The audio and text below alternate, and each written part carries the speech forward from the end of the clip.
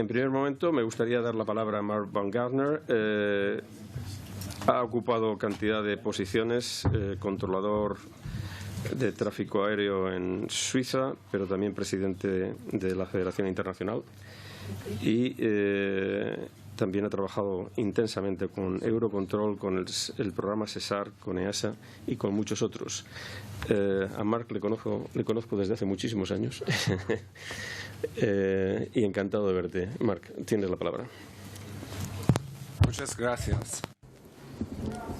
Estimados miembros de la Plataforma de Profesional de la Seguridad en Transporte, estimadas señoras y señores, muchas gracias por darme la oportunidad de dirigirme a ustedes en este importante seminario. Mis diapositivas estarán en inglés. Mi discurso espero que en un español comprensible. Por los traductores, maybe I switch if it's too difficult. Okay?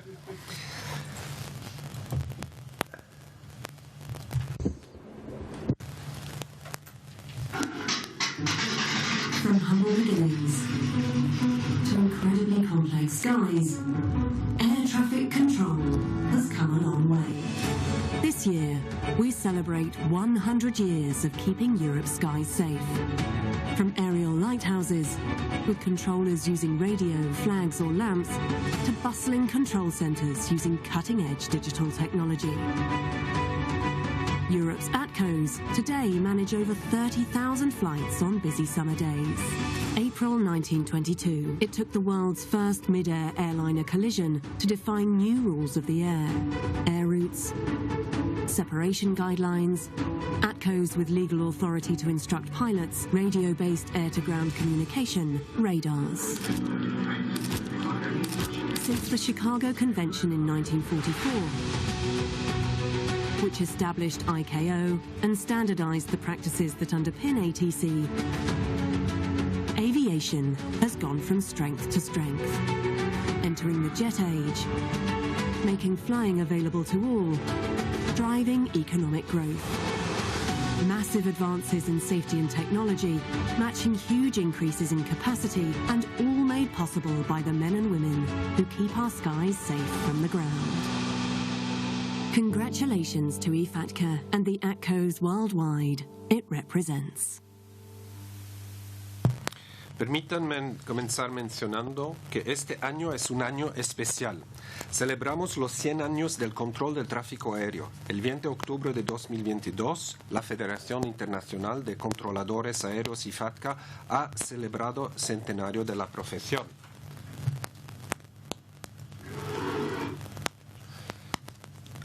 ¿Alguien sabe por qué se inventó el control de tráfico aéreo?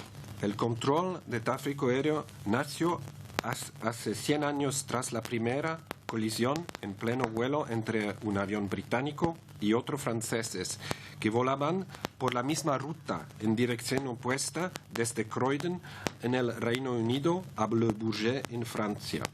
Así pues, nuestra orgullosa profesión se creó a raíz de un accidente. Más antigua que el control de tráfico aéreo es en realidad la investigación de accidentes aeronáuticos. Esta imagen muestra la caída del aeronauta Louis Deschamps en 1853 durante su centésimo viajísimo ascenso desde el anfiteatro de Nimes. Según los historiadores, fue el primer accidente investigado en Francia. Pronto, los Países Bajos empezarán a investigar otras catástrofes de globos. ¿Por qué la aviación es un éxito desde el punto de vista de la seguridad? Veamos los motivos de este éxito histórico. Mientras que los primeros 50 años estuvieron marcados por la gestión individual de riesgos y la investigación de accidentes, en los años 70 se pasó al diseño, la tecnología y la normativa basadas en la investigación de incidentes. El desarrollo más reciente es que comenzó a mediados de los 90 y sigue en curso, se basa en un enfoque de gestión empresarial de la seguridad con una enorme contribución proveniente de la recopilación de datos e información de seguridad, no solo de los incidentes, sino también de los datos operativos rutinarios. Is it okay? Do you understand my Spanish? So I continue. Good. Bon. La aviación comercial se encuentra entre los medios de transporte más seguros por distancia recorrida. Este éxito se atribuye a la filosofía de investigación de accidentes e incidentes que se desarrolló en los inicios días de la aviación. Esto ha proporcionado una rica fuente de comprensión y aprendizaje que ha llevado al desarrollo de facetas tecnologías procedimentales y organizativas mejoradas de la industria de la aviación, así como de factores humanos. Desde los inicios de la aviación comercial, gran parte del éxito en el aumento de la seguridad se ha atribuido a las lecciones aprendidas de las investigaciones y de la identificación de peligros. Sin embargo, hay que reconocer que muchos otros factores han contribuido a aumentar los registros de seguridad en la aviación, como por ejemplo supervisión continua por parte de los organismos reguladores nacionales, formación rigurosa del personal de primera línea para su certificación, uso de especificaciones de aeronavegabilidad, sistemas de seguridad redundantes y de respaldo impuestos por la reglamentación, principios de diseño de contención de fallos, utilización de principios de ingeniería de factores humanos en el diseño de aeronaves y sistemas ATM, experimentación controlada de sistemas, componentes y procedimientos, formación en simuladores para controladores aéreos en pilotos, institucionalización de la formación basada en pruebas, funcionamiento de sistemas de notificación obligatorios y voluntarios.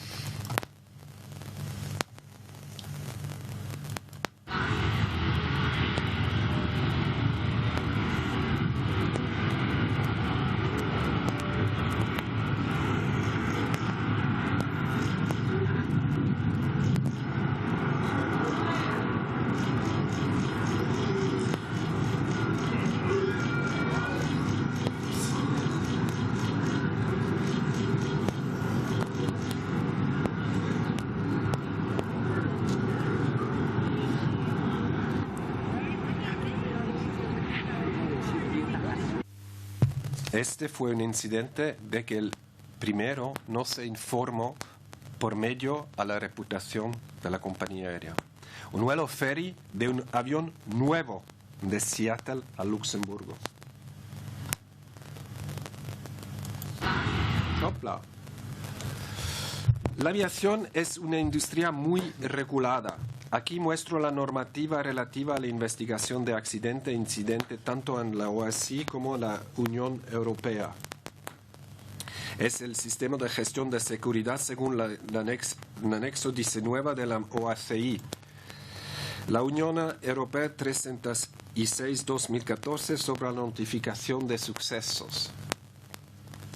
La cultura justa, el concepto, fue etiquetado primero por James Reason como una atmósfera de confianza en la que se anima a la gente, incluso se la recompensa por proporcionar información esencial relacionada con la seguridad, pero en la que también tienen claro dónde está el límite entre lo aceptable y lo inaceptable.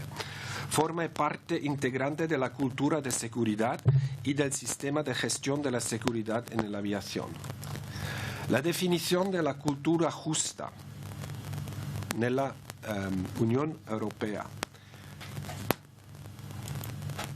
La cultura justa es en la que no se castiga a los operadores y demás personal de primera línea por sus acciones, omisiones o decisiones cuando sean acordes con su experiencia y capacitación.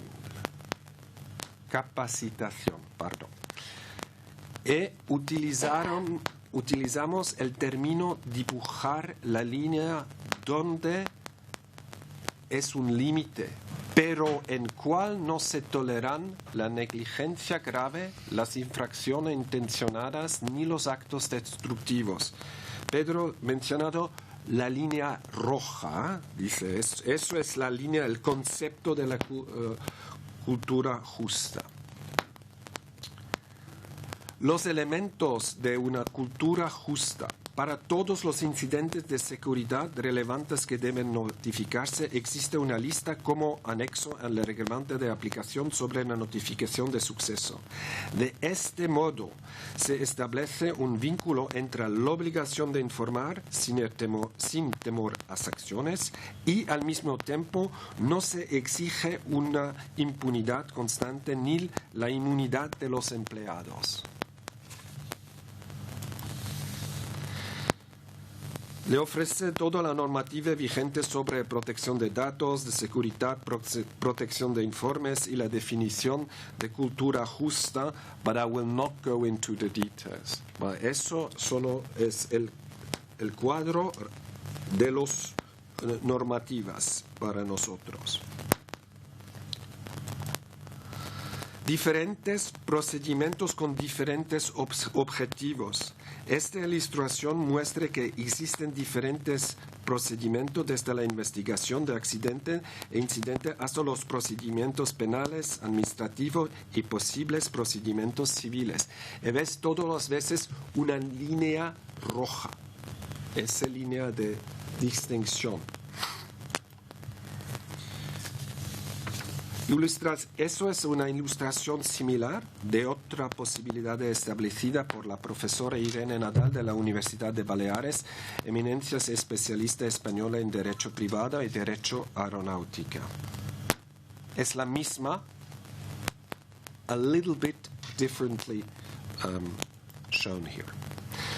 Muestro algunos elementos más relacionados con este tema, pero no puedo entrar en demasiados detalles en los últimos minutos. Por ejemplo, que los informes de incidente no se utilizarán más que para mejorar la seguridad. Sin embargo, puede haber excepciones. Cuando se habla de extensión, es interesante saber dónde entra en juego la justicia frente a la seguridad en los datos disponibles. En este caso, cuando la información sensible sobre seguridad se utilice para fines distintos a la mejora de la seguridad, se introducirá la denominada prueba de equilibrio de acuerdo con lo ACI. What does that mean? At a certain stage, pues en un cierto momento la información técnica, incluso aunque la ley diga que se puede utilizar, es un informe técnico, y así que ningún juez puede decir, pues voy a utilizarla. ¿Qué tipo de información va a ser? Pues la que decíamos antes, por ejemplo, la que vimos en Argentina, por ejemplo, que está protegido lo que queda por debajo, pero lo de arriba no, pero la parte de abajo sí que queda protegido en algunos países. Si un fiscal quiere tener acceso, tendrá acceso. No está previsto, pero por eso hay que ver luego lo que vemos la prueba de equilibrio. Hay que ver cómo de importante pudiera ser para la justicia frente a cómo importante pudiera ser para la seguridad revelar información de seguridad, no datos de seguridad, porque los datos son el CVR, el VTO, lo que sea, lo que esté disponible. Vale, estos son datos, pero mientras que la información de seguridad son las frases, las palabras, lo que ha dicho la gente durante las entrevistas. Así que esto es lo que mencionábamos antes, como lo que llamamos la prueba de equilibrio. En la nueva 2010 exige que los Estados miembros designen en la autoridad encargada de realizar la prueba de equilibrio. It's not only that you have to do a balancing test, but you also have to say who does it. Así que además hay que definir quién tiene que hacerlo, esta prueba de equilibrio. ¿Quién va a ser la Junta de Seguridad o el fiscal o quién tiene que hacer esta prueba de equilibrio? ¿Quién defiende la información de seguridad desde el punto de vista de la seguridad frente a otros intereses? Sí, bueno, tengo que seguir, ¿vale? Porque voy a seguir avanzando en español, bueno, no en inglés. Así que, ¿cómo utilizamos la información relevante de seguridad? Por eso aquí también lo podemos ver, ¿vale? Para ciertas investigaciones está muy claro. Tenemos todas las grabaciones de la cabina, etcétera. Pero para algunas cosas no se puede utilizar esto.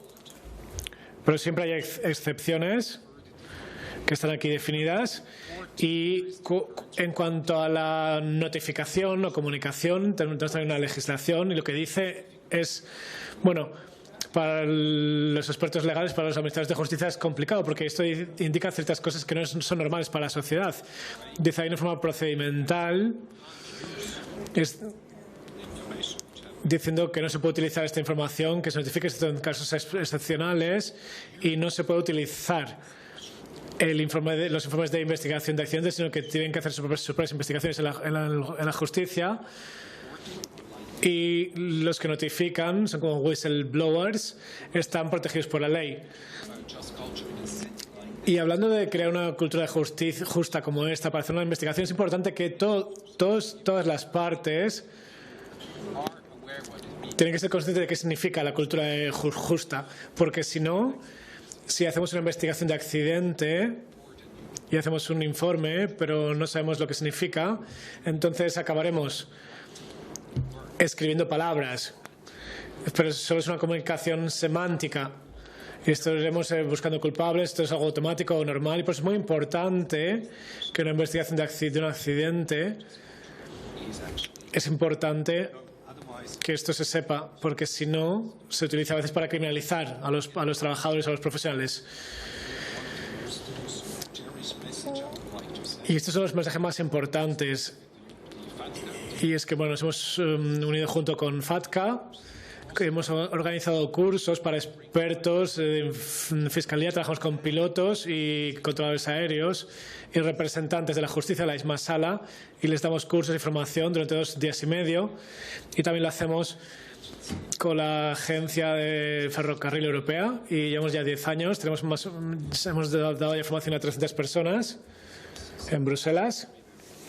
Y esto es algo muy importante porque esto nos sirve para cerrar esa diferencia entre dos mundos. Y esto también lo tenemos aquí. Tenemos 2 mundos que normalmente no se reúnen, excepto cuando hay alguna tragedia. Así que ¿por qué no reunirse antes, previamente? ¿Vale? Este es el objetivo y por eso nos gusta tanto hacer estos cursos con Eurocontrol. Y ya esta es mi última diapositiva. Y es que la Asociación Profesional de Controladores Aéreos aquí en España ha intentado organizar conferencias, estamos haciendo unas conferencias culturales y son de los mejores ejemplos en Europa de cómo podemos acercarnos entre estos 2 mundos que en el día a día no trabajan juntos. Gracias. Okay, thank you, Mark. Pasamos entonces al tema marítimo, Organización Marítima Internacional, OMI. Ismael Cobos es el Deputy Director para Seguridad Operacional y Elementos Humanos. Ismael. Muchísimas gracias, Víctor, y muchísimas gracias por la oportunidad de estar aquí hoy presente y poder ofreceros la perspectiva internacional marítima en el ámbito de investigación de accidentes. Yo me voy a centrar en esta presentación básicamente en el marco que tenemos en la Organización Marítima Internacional para llevar a cabo el análisis de informes de investigación de accidentes marítimos. Os explicaré la relevancia de reportar, cuáles son los instrumentos internacionales obligatorios que tenemos en la organización, cuáles son aquellos instrumentos no obligatorios, cuáles son los órganos que tenemos dentro de la organización para poder manejar cuestiones de accidentes marítimos y los informes emitidos por las comisiones y órganos responsables, y os explicaré también un poquito qué herramientas tenemos disponibles dentro de la organización para poder reportar esos accidentes. Bueno, básicamente aquí tenéis un poco el flujo de cómo funciona la cuestión de análisis de informes de investigación de accidentes dentro del contexto de la OMI. Primeramente, los Estados miembros, por supuesto, tienen que cumplir con unas obligaciones que se derivan de convenios internacionales que previamente, por supuesto, tienen que haber sido transpuestos a los ordenamientos jurídicos de cada país. Dentro de ese ámbito de obligaciones y cuando entramos dentro del contexto OMI, tenemos que analizar lo que son los informes de investigación dentro de los términos de referencia que hay atribuidos a un órgano en particular dentro de la organización, que es el de implantación de los instrumentos de la OMI, que es el responsable de manejar esos informes de investigación de accidentes. ¿Con qué fin se hace esto? Pues el fin básicamente es poder extraer lecciones aprendidas y poder retroalimentar el proceso de elaboración normativo internacional. Ese es el fin ideal. Luego encontramos dificultades, como os explicaré, pero este es básicamente el fin primero. Marco regulatorio que tenemos a nivel internacional, pues tenemos la CONVEMAR, que es la Convención de las Naciones Unidas sobre el Derecho del Mar. Luego tenemos el Convenio Internacional sobre Seguridad para la Vida Humana en el Mar, en 2 reglas de este convenio. Luego tenemos un par de artículos en el Convenio Internacional para la Prevención de la Contaminación del Medio Marino. Otro artículo más en otro convenio internacional que es muy técnico, relativo a la construcción, y es el de líneas de carga. Luego tenemos un código de investigación de accidentes marítimos completo que se hizo obligatorio dentro del convenio SOLAS, que os he comentado antes, el convenio para la seguridad de la vida humana en el mar. Y luego tenemos el código de implantación de los instrumentos de la OMI, el código AAA, que es donde se establecen las obligaciones para llevar a cabo las investigaciones de los accidentes. En este código internacional que os comentaba, específico para los accidentes marítimos, pues se recogen las obligaciones de los Estados y de las partes involucradas en un accidente. Básicamente, dentro de esta normativa internacional que os he comentado, que regula o que las disposiciones son similares, se establece la obligación, y creo que esto es importante porque es la obligación del Estado de bandera de llevar a cabo una investigación del accidente. Además de ello, se establece también la obligación de reportarlo a la Organización Marítima Internacional. Hay determinados accidentes que tienen que ser reportados a la organización. No solo llevar a cabo la investigación, sino reportarlos a este órgano internacional, que al final la OMI es el único regulador global a nivel marítimo que existe en el mundo. No hay ninguno más. Entonces, este código establece que los estados de bandera tendrán que reportar los accidentes muy graves. ¿Qué es un accidente muy grave dentro del contexto marítimo? Un accidente que lleva a la pérdida de una vida humana en el mar, en el accidente, la pérdida total del buque o bien un daño severo al medio ambiente. ¿Quién determina la severidad del daño? Los estados involucrados dentro de ese accidente y en la investigación. ¿Qué informes se tienen que remitir a la organización? Aquellos relativos a los accidentes muy graves. ¿Resto de accidentes se tienen que reportar a la organización? Sí, si hay una investigación detrás y un informe. Es la obligación que tienen los estados.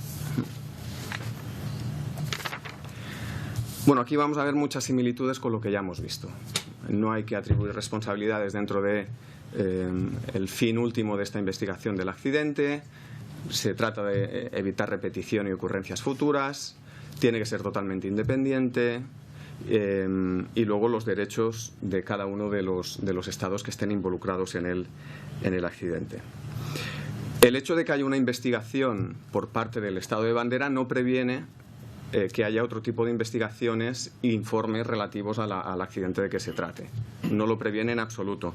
Y por otro lado, tiene que quedar muy claro que es una obligación del estado de bandera el efectuar una investigación, pero es un derecho del estado ribereño de efectuar su propia investigación.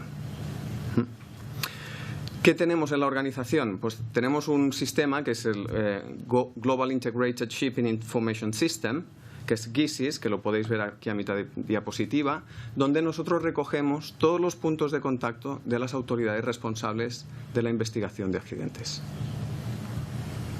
Como decía, dentro del proceso de notificación, el estado de bandera no es único en todo este proceso, sino que tiene que notificar el accidente a aquellos estados con interés sustancial en el accidente. Entre ellos, y fundamentalmente, el estado ribereño, que suele tener algún tipo de implicación o sufre las consecuencias derivadas del accidente. Como os he dicho, se investigan los accidentes muy graves. Y tiene que haber un acuerdo entre las partes. A lo mejor quien va a liderar la investigación es el estado de bandera, pero puede cooperar con el resto de estados involucrados en el accidente para efectuar la investigación.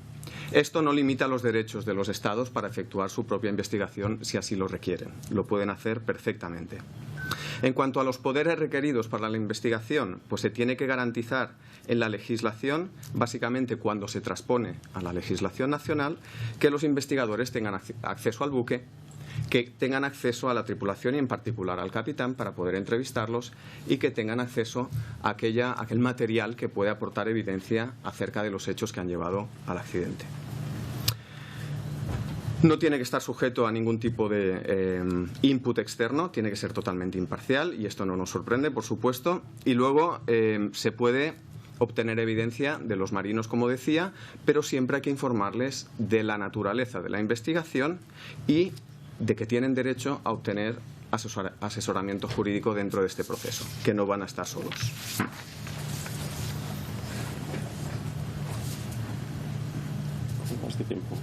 Me queda muy poquito. Esta es la parte que os he comentado en cuanto a la investigación. El marco regulatorio no obligatorio son directrices básicamente. Y aquí os explico un poquito lo que es el marco del manejo de la investigación de accidentes.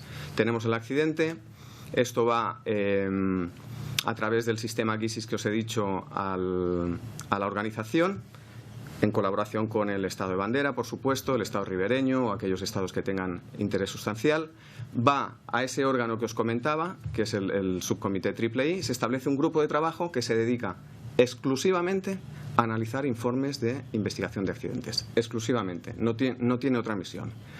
De aquí se derivan unas lecciones aprendidas que se envían a los diferentes órganos en función del área de conocimiento de que se trate. Y con esto pues tratamos de adoptar enmiendas o establecer actividades de cooperación técnica para los países que puedan necesitarla para poder implantar debidamente los instrumentos de la organización. Tenemos una dirección estratégica exclusiva para la parte de investigación de accidentes, tiene ese nivel de relevancia, y luego lo que os comentaba que son los módulos de investigación dentro del Sistema Global de Información para buques, que es un módulo para accidentes marítimos, exclusivo. Y luego una cuestión bastante relevante es que tenemos protocolos de intercambio de datos. ¿Qué significa esto?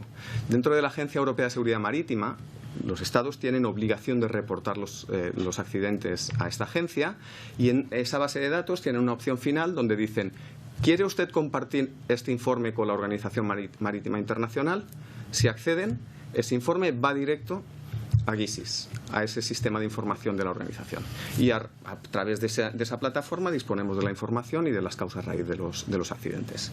Y con esto, para no extenderme, termino. Muchísimas gracias. Gracias.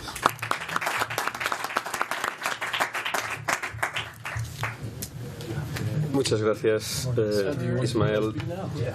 Como dices, sí, hay elementos parecidos, otros son distintos, y lo podríamos aclarar más tarde. ¿El tema de ferrocarril está encarrilado o no está encarrilado? Está okay. Quizá te pregunto, Ismael, el país de bandera es el que es responsable de la investigación. Correcto. Pero sabemos que la población de buques se concentra en estados de bandera también. Y cuando pienso en lo que has dicho, es como si estuviéramos pendientes de Liberia, de tener una comisión de investigación de buques extensa y con gran dimensión. ¿Cómo se compagina esto?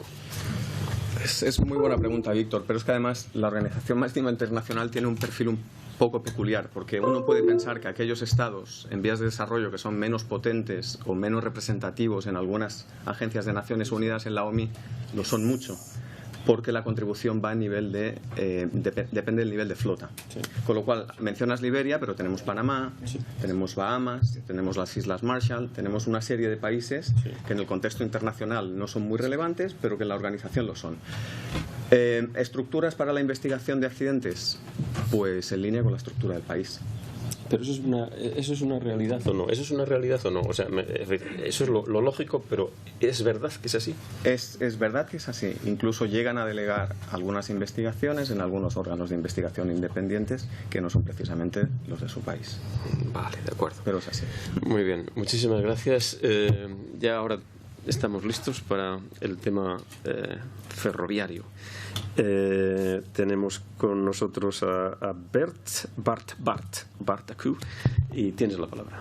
Thank you. So the usual joke would be that. Perfecto. Pues normalmente siempre la broma habitual es que el tren siempre va con retraso, así que bueno, yo voy a intentar que esto no pase al acabar, ¿vale?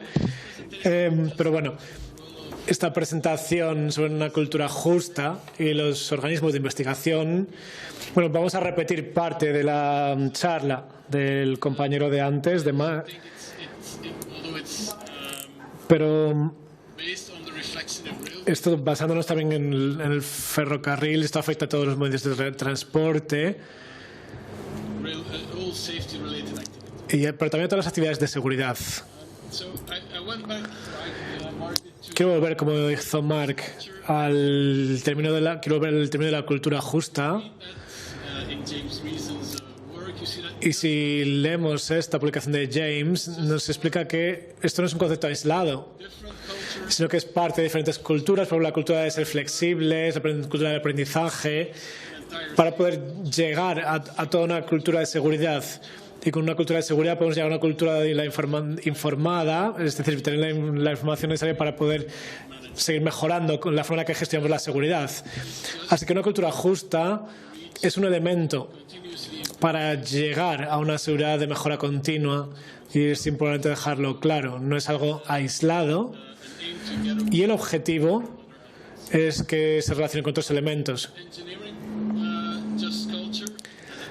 Y en la ingeniería, una cultura justa, ya hemos oído esto antes hoy, James Reesos también identifica dos elementos muy importantes. Uno es que es inaceptable castigar todos los errores de los trabajadores, y por otro lado también sería inigualitario dar inmunidad también a los trabajadores ante todo, o dentro de la organización. Así que hay que encontrar siempre un equilibrio.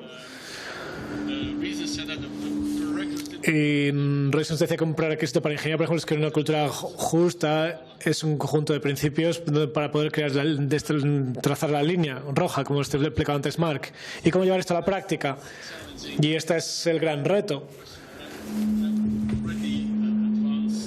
Ya lo voy a adelantar, es que yo no tengo la respuesta mágica, y a lo mejor no hay una sola respuesta.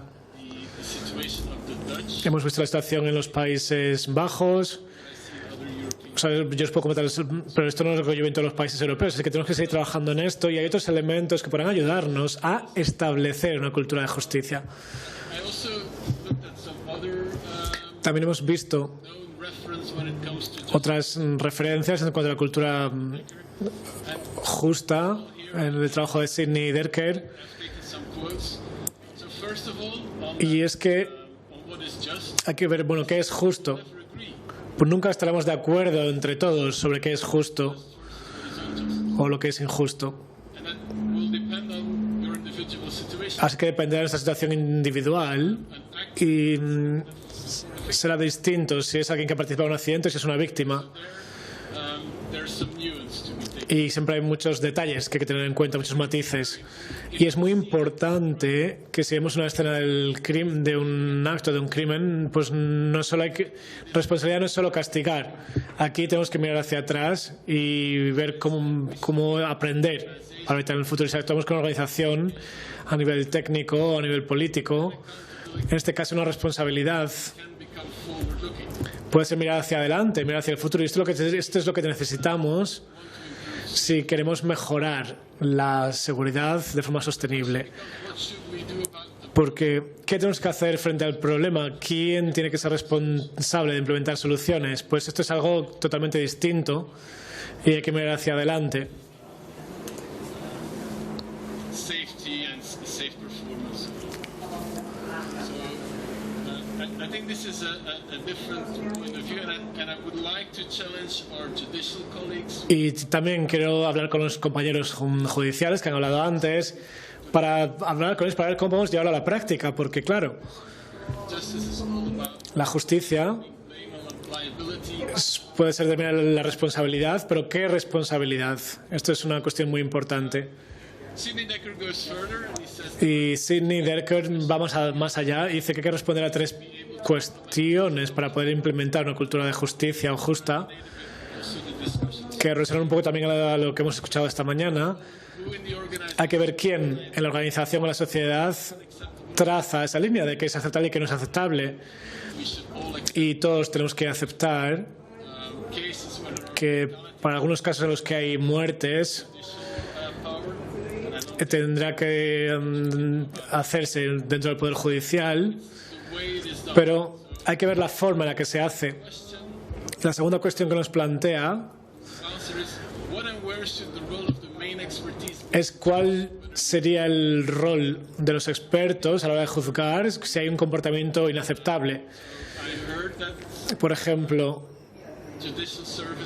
los servicios judiciales he oído que no tienen esa experiencia o no suficiente experiencia o conocimiento, pero esto es algo muy importante. Si queremos juzgar qué sucedió en una cierta situación, hay que entender esa situación y también hay que entender todo el contexto. Así que hay que ver cuál debe ser ese conocimiento experto. Este es un elemento muy importante. Y, por supuesto, esto habría que hacerlo también para los órganos de investigación, pero también en las decisiones judiciales. Y la tercera cuestión que nos plantea Sidney Dekker es cómo protegernos frente a la interferencia judicial de nuestros datos de seguridad. Y hemos visto antes el ejemplo del Comité de Seguridad, que en otras situaciones pues totalmente distintos según los países. Y esto es un elemento importante que hay que resolver si queremos lograr una cultura justa o de justicia. Así que esta es la teoría. Y bueno, también he estado analizando la legislación ferroviaria europea y me sorprendió porque se publicó antes que la publicación de Sidney Dekker, pero aquí ya cubría gran parte de los elementos que acaban de presentar. Es que los Estados miembros tienen la obligación de investigar, esto queda claro, y tiene que hacerlo un órgano independiente a nivel nacional. Es algo similar, como hemos visto, con otros medios de transporte. Y la investigación deberá realizarse de forma independiente del órgano judicial. Esto queda claro en esta directiva. Y el órgano investigador debe ser independiente también en cuanto a su organización de cualquier parte que pueda tener intereses para que no haya ningún conflicto en la investigación.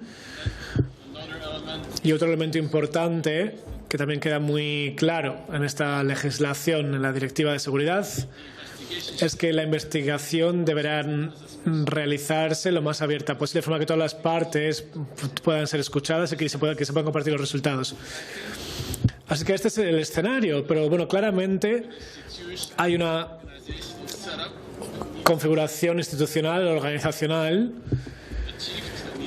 que deberá de realizarse, implementarse, pero también algo igualmente importante, y es el tipo de investigación, la calidad y la profundidad de la investigación que se realice. Tanto si se hace por parte del órgano investigador que busca mejorar el sistema, pero también, por supuesto, tenemos el lado judicial.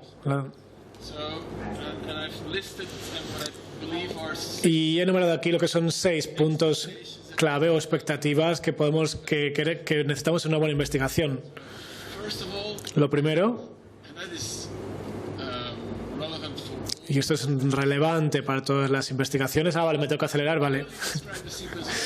Hay que describir claramente la secuencia del suceso, porque si no, no podemos seguir investigando. ¿Vale?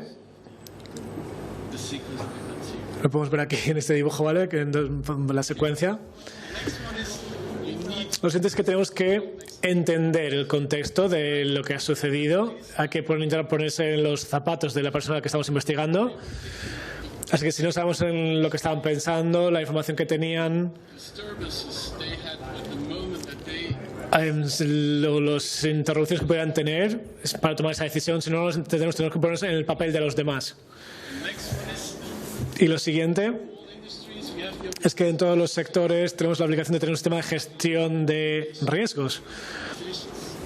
Esto es importante tenerlo en todas las organizaciones. Esto tiene que ser parte de la investigación. Hay que investigar cómo la organización o las organizaciones involucradas en la precisión o cómo de precisos serán capaces de cumplir con esa responsabilidad de control de riesgo del peligro. Y no parar ahí al nivel de las organizaciones individuales, sino también porque al final las organizaciones funcionan dentro de un sistema más amplio, sociotécnico, con diferentes responsabilidades para diferentes personas. Aquí tenemos un esquema que es, por ejemplo, pues respetando todas las leyes. Bueno, por supuesto, en todos los PowerPoints tiene que haber siempre algún esquema que no se entienda como este, que sea más complejo. Pero aquí básicamente se describe los roles de las diferentes partes, de los diferentes actores e interactuantes en el sistema ferroviario, con los gestores de las infraestructuras. Y uno de los elementos, por ejemplo, tenemos una serie de capas de control, diferentes organizaciones de control que deberían de controlar todo el sistema y que también participan con un diferente rol cada uno, y esto también tiene que ser parte de una buena investigación, porque todas las organizaciones tienen un diferente rol, diferente organización, y hay que ver si se cumplió con su responsabilidad, si lo hicieron de forma correcta y si eran capaces de hacerlo.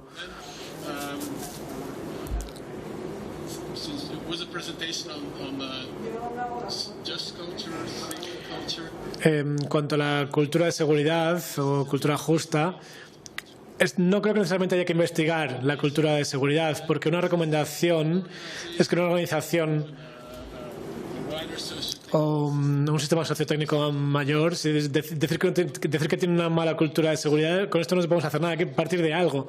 Por eso, la cultura de seguridad en realidad es algo grupal, no es un comportamiento individual. Si tenemos solo un individuo con un comportamiento aislado, esto no es la cultura de seguridad. Así que tenemos que asegurarnos de que otras personas hubieran actuado exactamente igual en toda la organización. Esa es la forma de pensar, por eso hay que tenerlo esto en cuenta. Pero también hay que intentar determinar cuáles son los elementos que contribuyeron o las causas contribuyentes a un cierto comportamiento que viésemos en común. Tenemos que ir dejándolo aquí, por favor. Vale, pues entonces voy a saltar a la última diapositiva, ¿vale? Antes de voy a llegar a saltar a las conclusiones. Esta era ya la penúltima. Así que las recomendaciones hay que intentar crearlas en base a nuestras investigaciones. Y también hay que asegurarse de que utilicemos las obligaciones del sistema y trabajar esas recomendaciones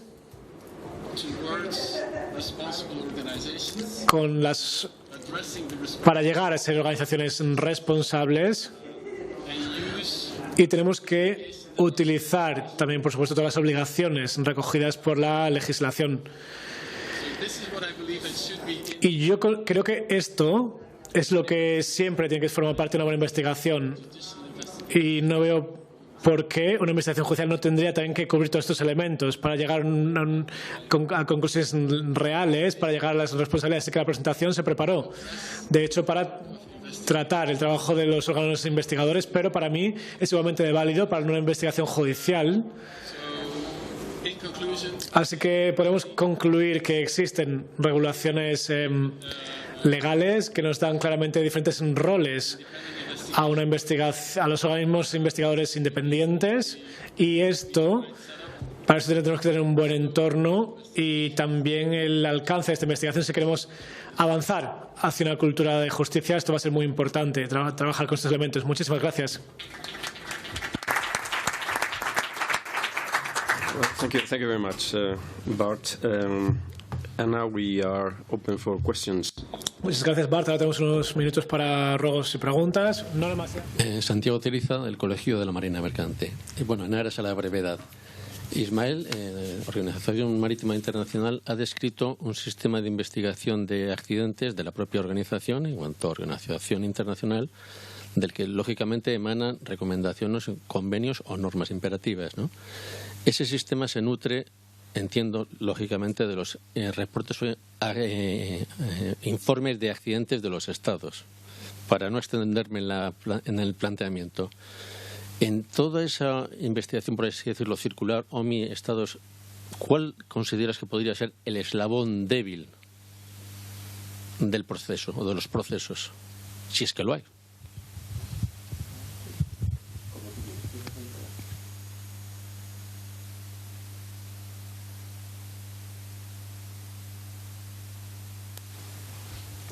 Si le dejamos pensar un rato. Hola, buenas. La pregunta es para los tres.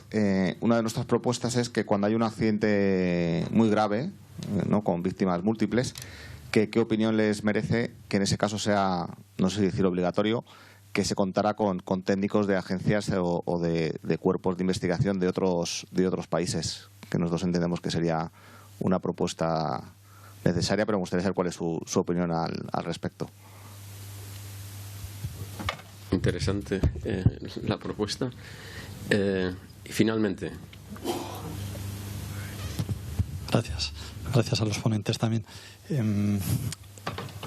El señor Cobo ha planteado una cuestión que, bueno, inquietaba un poco, ¿no?, sobre la independencia de algunos de los comisiones investigadoras cuando se delega o se subcontrata, me ha parecido entender, ¿no?, en algunos países que pueden tener más presencia dentro de la organización marítima y que en el caso de las organizaciones investigadoras se delega, ¿no? En este sentido, bueno, querría hacer alusión a la ERA. En el mundo del ferrocarril me consta que se está haciendo unos esfuerzos y una inversión enormes por mejorar la seguridad, tomando como referencia la aviación. Y bueno, eso sin duda pues repercutirá a corto plazo en mejoras de los estándares.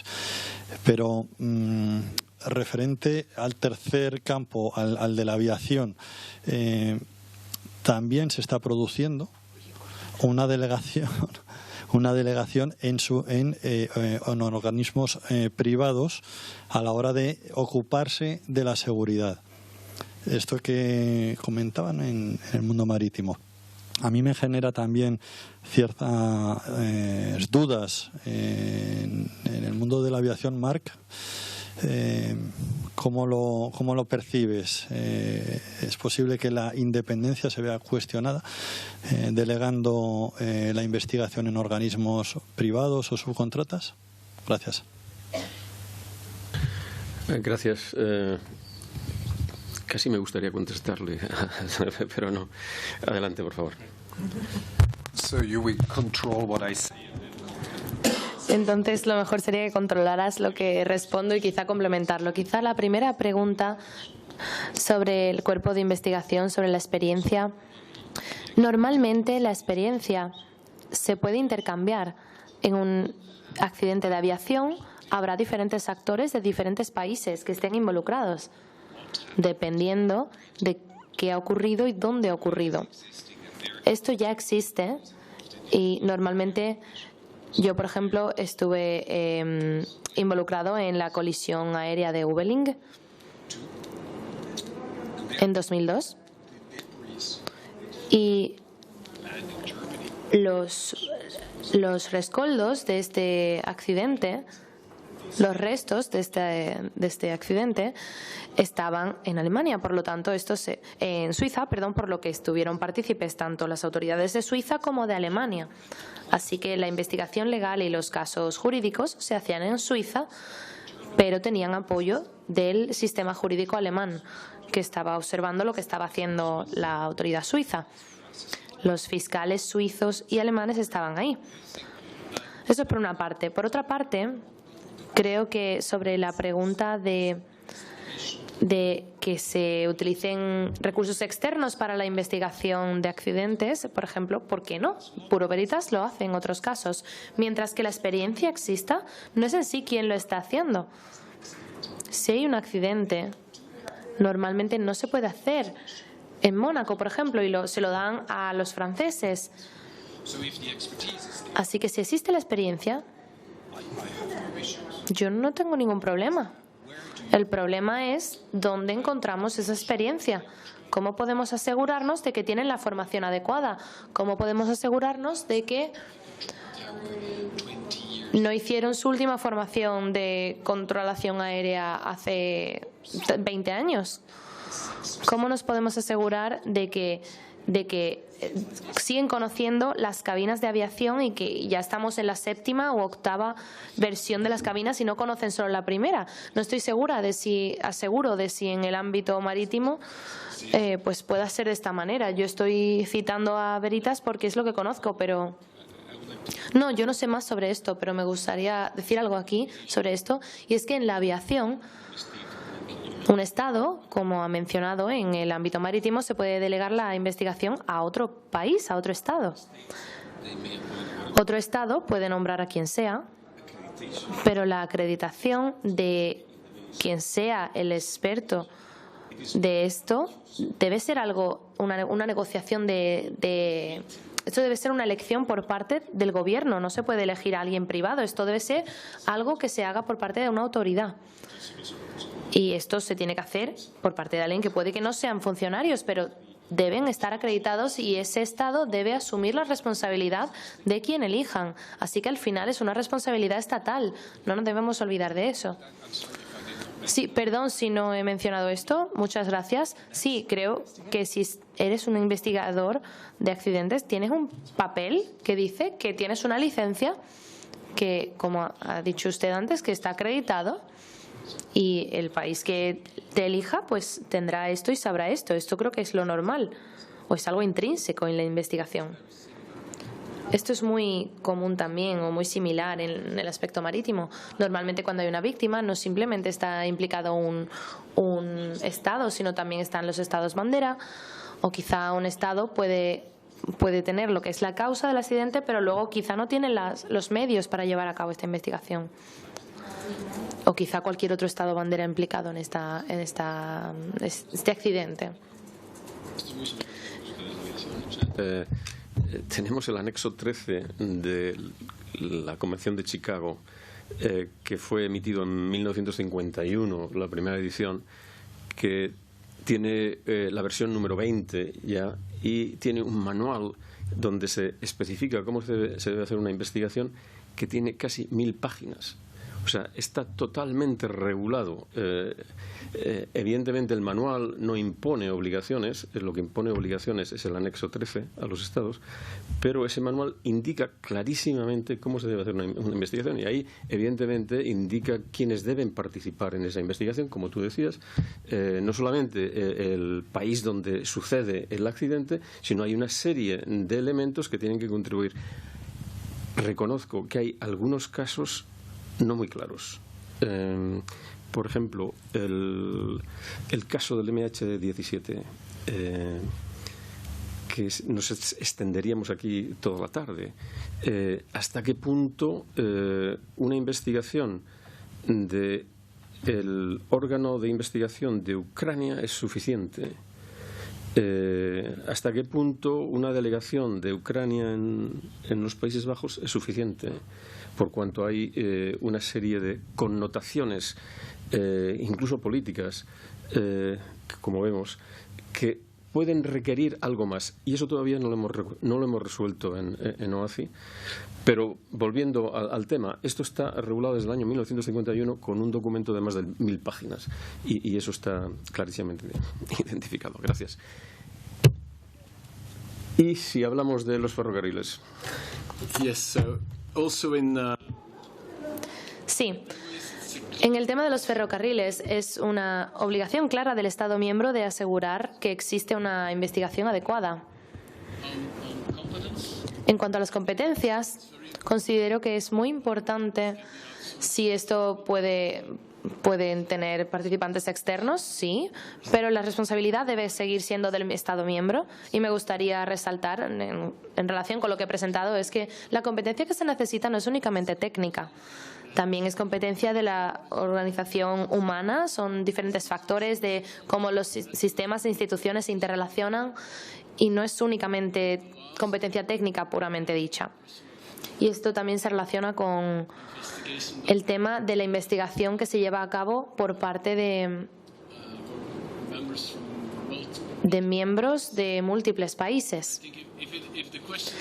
Creo que si la cuestión es el tema de organizar la independencia en un Estado miembro, creo que es posible. Creo que tenemos muy buenos ejemplos de cuerpos de investigación que son totalmente independientes dentro de su Estado miembro. Hay otras soluciones, si este es el tema, pero aparte de eso, creo que del punto de vista de los recursos, tener un enfoque internacional o europeo creo que sería beneficioso, porque lo que veo en muchos Estados miembros es que la investigación o el cuerpo de investigación oficial no tiene los recursos adecuados. Así que cuando ocurre algo grande, no van a estar listos.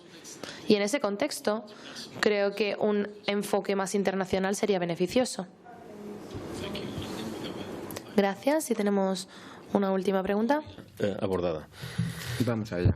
Bueno, en toda esta cadena que os he explicado de cómo se analizan los informes de investigación de accidentes, al final el eslabón más débil es el nivel en que los Estados reportan. No tenemos un nivel muy elevado de información por parte de los Estados y eso nos lleva muchas veces a no poder sacar conclusiones que sean muy relevantes en algunas áreas. Eso es lo que echamos de menos, pero no solo en esta área, sino en todas las áreas en las que los instrumentos internacionales obligan a los Estados a reportar a la organización en alguna materia. El nivel en el que reportan no es muy elevado y ese yo diría que es el eslabón más débil de todo este sistema. Gracias. Muchas gracias. Sí, no tenemos estadísticas de cómo se hace esto. Evidentemente, en el ámbito de aviación sucede también que hay accidentes que no se informan, pero es menos frecuente por cuanto existe una tradición sistemática desde hace muchísimos años. Muy bien. Sí, veo una última pregunta y terminamos. Adelante. Hola. Nada, gracias por permitirme esta última intervención. Voy a ser muy breve. No es una pregunta, es una reflexión dentro del ámbito ferroviario. Me presento, yo me llamo Alejandro Martínez, soy maquinista, soy miembro de la Comisión Ejecutiva del Sindicato de Maquinistas y bueno, hoy hemos hablado mucho habéis hablado mucho sobre independencia.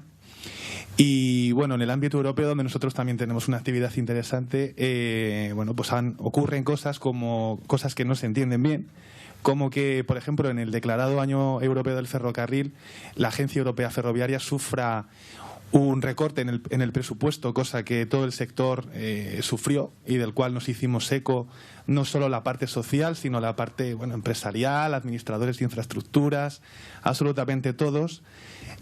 Cosa que no entendíamos, porque al final todo esto, el tema de la independencia depende de recursos. Y la directiva europea a la que hacía referencia Bart en su intervención, la directiva de seguridad, que es muy clara en estos términos y de la que nos hemos hecho eco muchas veces, porque a pesar de ser clara, las directivas europeas pues tienen que ser traspuestas a la legislación de cada país y ocurre que bueno, a pesar de ser clara en estos términos en los que bueno, hay que alimentar a las instituciones y los organismos de investigación de recursos no solo económicos sino humanos suficientes, adecuados, proporcionados, y creemos que aquí no se está produciendo así, pues nos encontramos con situaciones en las que un incidente no puede continuar siendo investigado porque hay falta de recursos económicos, por ejemplo. Bueno, es una simple reflexión, creo que era interesante dejarlo patente hoy, ya que la parte ferroviaria ha sido un poco lo menos tratado hoy, a lo mejor, y bueno, agradeceros enormemente a todos los ponentes que estáis en esta última parte, tanto a vosotros como a los anteriores, la iniciativa y la predisposición a participar de esto, porque creemos que es importante que nuestra predisposición y nuestra propuesta que tiene que ir a trámite parlamentario se produzca y que todo el sector por fin disfrute de unas condiciones en el tema de la investigación de accidentes realmente independientes y que tengan recursos suficientes, por supuesto. Muchas gracias. Muy bien, muchísimas gracias. Pues con esto hemos terminado. Muchísimas gracias a Mark, a Bart y a Ismael. Ha sido un placer discutir esto. Gracias. Tenemos con nosotros a Jorge Santamaría, es piloto y miembro del SEPLA y probablemente también relacionado con la investigación de accidentes. Pues adelante, Jorge.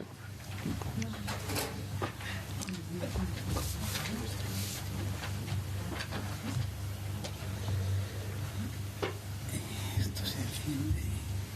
Sí, aprieta. Buenas tardes a todos. Es un placer y la verdad es que es un lujo poder estar aquí con vosotros. Estoy aprendiendo un montón y bueno, yo soy comandante de Airbus 330-350 y instructor de vuelo, investigador de accidente, pero actualmente estoy en temas internacionales trabajando desde el SEPLA, pero también desde IFALPA con la OACI en el nuevo plan de vuelo nuevo que sustituye al Flight Plan 2012. En teoría tenía que venir un compañero, por favor excusarles, es Francisco Cruz, que es el que estuvo participando en la tragedia de Spanair y no ha podido venir por agenda. Y bueno, pues a mí me ha tocado un poco venir a la última hora. Tenía preparado algo porque yo estaba encuadrado en lo que es cultura justa, pero si os parece, voy a ser muy rápido porque ya no os quiero aburrir más con cultura justa para no dormiros y voy a dar los dos ejemplos que he participado yo. Uno indirectamente que habéis mencionado aquí y que hay una abogada aquí también que está participando actualmente y otro que fue directamente que estuve participando, hablando sobre todo sobre el tema de cultura justa, ¿vale? Los objetivos han quedado claros, yo creo, y es una pena que no haya más políticos aquí y que puedan escuchar esto, ¿no? Porque sobre todo desde el SEPLA lo que estamos buscando con esta plataforma que nos parece estupenda y nos encantaría tener un modelo como el NTSB sería perfecto. Pero bueno, ya sabemos, independizar la investigación técnica, profesionales del sector tienen que estar tanto la organización como la investigación y el tema de cultura justa, ¿vale? Voy a hablar muy brevemente de cómo vimos lo del tema del volcán La Palma, que supuso el despido de 3 comandantes de una compañía de Canarias. Inicialmente, no sé si os acordáis, hubo un volcán en Islandia en el 2010 que cerró prácticamente todo el espacio aéreo europeo. Estuvo durante una semana y afectó como a 10 millones de pasajeros. Fue una burrada. Esto fue en el 2010 y OACI sacó en el 2012 un documento 9974 que se llama Flight Safety and Volcanic Gas. Y entonces este documento, no quiero ser pesado, pero habla sobre todo a quién pasaba la responsabilidad de la operación o no operación del avión. Entonces se la pasaba al operador. Entonces el operador hacía un análisis de riesgo y determinaba si se podía o no se podía volar. Entonces cuando vimos lo del volcán La Palma, pues la verdad es que contactaron con nosotros y dijeron, oye, si los SIGMEX, los volcanes funcionan cuando hay una actividad, hay un SIGMET que viene del BAC de Toulouse o de Londres y es un espacio que está acotado y donde se supone que hay cenizas volcánicas y no se puede volar. Y vimos que se estaba volando. Nos extrañó muchísimo. Hay gente que estaba, compañeros en el paneles de meteorología y tal, dice, oye, ¿qué pasa en España? Que se está volando dentro de los SIGMETs. Y la verdad que no lo entendíamos, ¿no? Al pasar esta responsabilidad al operador, los que estaban nacionales nacionales de la península o a nivel europeo, lo que se fijan es el análisis de riesgo que han realizado los locales. Entonces vimos que los locales, el análisis de riesgo no era un poco deficiente, por decirlo de alguna forma, ¿no? Bueno, no os voy a repetir un poco los peligros de volar unas cenizas volcánicas. Brevemente, las cenizas, sobre todo en los motores de reacción, lo que pasa es que se meten en el motor, entonces la temperatura es muy alta y lo que se queda se vitrifica. Entonces hay unos álabes que son las turbinas que giran, impide que se refrigere, ¿no? Entonces eso a la larga, si no para el motor, prácticamente es que lo destroza, si sigue volando en esas condiciones. Habían entrado un par de aviones en inspección en Canarias y había habido también casos de olores en cabina, porque también se desprenden gases tóxicos y bastantes sustancias químicas.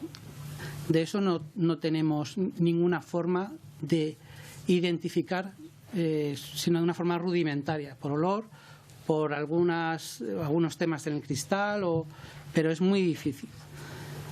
Entonces, prácticamente lo que estaba haciendo en el volcán La Palma es evitar las cenizas volcánicas de una forma visual. Se veía una nube y se decidía pues no volar por ahí. Y bueno, pues hubo 3 compañeros, 3 comandantes que decidieron que eso no era seguro, que lo que le proponían por la mañana no era seguro. Al día siguiente estuvieron volando con instructores y estaban en la calle. Entonces esto, ¿qué produce? Pues el juicio todavía está en proceso, pero bueno, el juez dictaminó, más o menos se está dictaminando que el espacio aéreo está abierto y que entonces si está abierto se puede volar. El juez no entiende de esto porque es súper complejo. No entiende de todas estas cosas, y eso que hubo un perito judicial que es compañero, piloto y geólogo y hizo un informe espectacular. Pero entonces la responsabilidad pasó a la tripulación. Entonces el comandante tuvo que tomar una decisión que es básica para la seguridad y decidió no volar y tuvo unas consecuencias.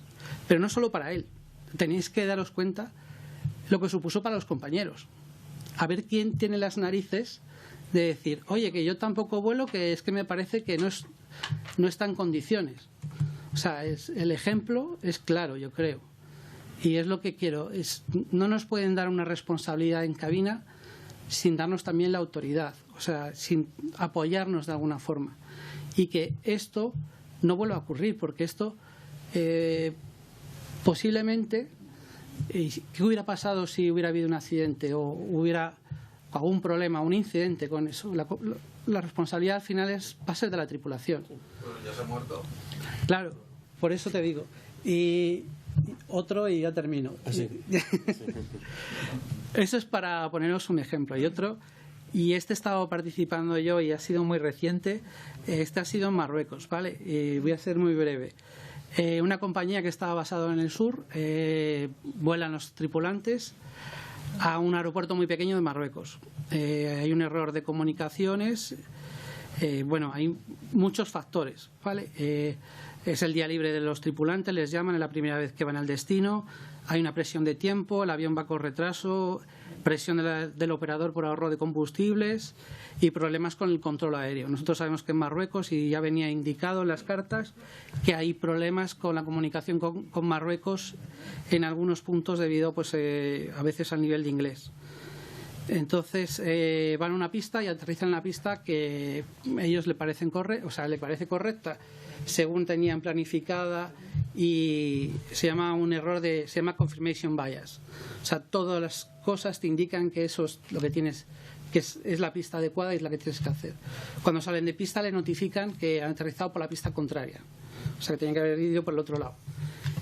Bueno, la cosa es el copiloto, que nos dividimos siempre. Esto se hace pilot flying, pilot monitoring. Uno vuela y el otro va llevando las comunicaciones y viendo que todo esté bien. Y para que sepáis, en la cabina, que ahora se está utilizando en muchos aspectos, y sobre todo, pues, por ejemplo, en medicina, está todo muy, muy estandarizado y protocolizado. Hasta lo que hablamos, lo que dice uno y lo que responde el otro, las checklists que hace y tal.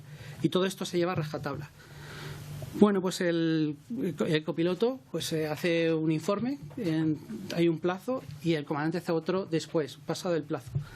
Pero el tema es que la compañía utiliza este reporte que ha venido para... tenemos ahora formas que reconstruimos todo el vuelo, todos los parámetros. Los aviones son unas máquinas de mandar información constantemente.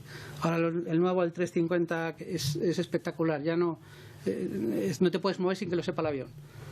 Entonces es reconstruir el vuelo después de recibir este reporte, y vieron que había 2 bajadas de altura por debajo de uno que llamamos minimum safe altitude, ¿no? De una mínima de sector y tal, después de reconstruir el vuelo, lo que supone el despido del comandante de momento.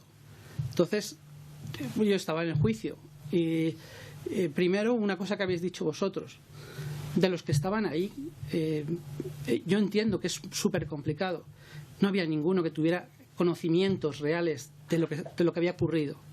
Nos pasamos 2 días discutiendo sobre si había tomado una decisión buena o una decisión mala. Ten en cuenta, y yo al final ya les decía, mira, llevamos 2 días discutiendo si el comandante te tenía que haber ido al punto de espera y esperar a que le dijera algo el control. Y otra cosa es, perdón, Pilar, y entonces decíamos, es que es una decisión de 3 segundos, os pasáis 2 días discutiendo si es correcta o no es correcta. Nosotros sabemos que el error va a ocurrir y nos dividimos siempre el piloto en el que ha tomado sin tren y el que va a tomar con tren. Hay que ser humildes, hay que reconocer ese error, lo primero, y hay que proteger esta información de este error, porque esa es la única forma que tenemos de disminuir la frecuencia de ese error y minimizar lo que pueda pasar. Ya no me quiero extender más. Oye, agradecerte todo y perdona que... Yo me he puesto la última y me tenía que... No, Pilar, hombre, tú la primera, por favor, si eres el corazón de esto. Bueno, gracias a todos y perdonar, de hecho.